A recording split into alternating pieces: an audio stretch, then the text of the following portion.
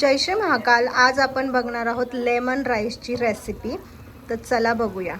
Lemon राईससाठी लागणारं साहित्य सर्वात प्रथम एक लिंबूचा रस मी घेतलेला आहे यामध्ये काढून, कारण की आपण थोड्याच क्वांटिटीत बनवणार आहे, त्यामुळे एक लिंबूचा रस पुरेसा आहे. त्यानंतर इथे आहे कढीपत्ता, शेंगदाणे, उडदाची डाळ, हरभरा डाळ, कोथिंबीर बारीक चिरलेली आणि काजू. सो आता कसं बनवायचं आहे चला बघूया. सगळ्यात पहिले 1 चमचा तूप घालून घेऊया आपण.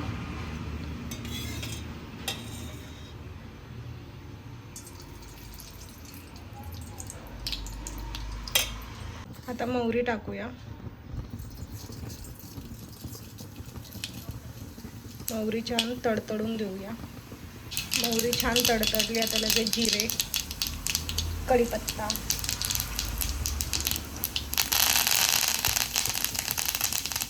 हरभरा डाळ. गॅस कमी करा नाही तर वाटण जळेल.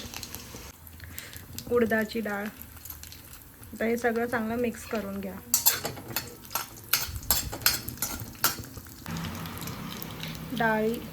डाळी छान परतल्या गेल्यात. खूप सुंदर असा वास येतोय, सुवास येतोय. सो आता यामध्ये आपण काजू घालूया या स्टेपला, आणि शेंगदाणे पण टाकूया. पण हे सगळं छान परतवून घेऊया लाल होईपर्यंत काजू आणि शेंगदाणे. गॅस कमी करते.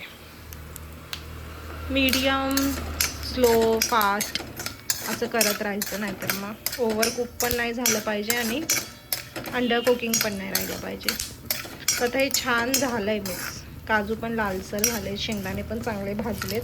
आता ह्या स्टेजला आपण थोडीशी हळद, थोडंसं लाल तिखट. आता मी इथे हिरवी मिरची नाही वापरत आहे.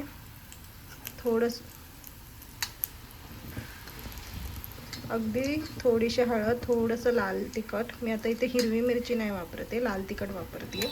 तुम्हाला जेवढं तिखट लागते त्या अंदाजानुसार टाका. आणि लिंबूचा रस जो आपण घेतला चांगलं मिक्स करून घ्या. आता यामध्ये राईस ॲड करा. स्वतः माझ्या एकटीपुरता बनवते म्हणून मी जास्त नाही राईस ॲड करणार आहे. आता हे छान आपण मिक्स करून घेऊया.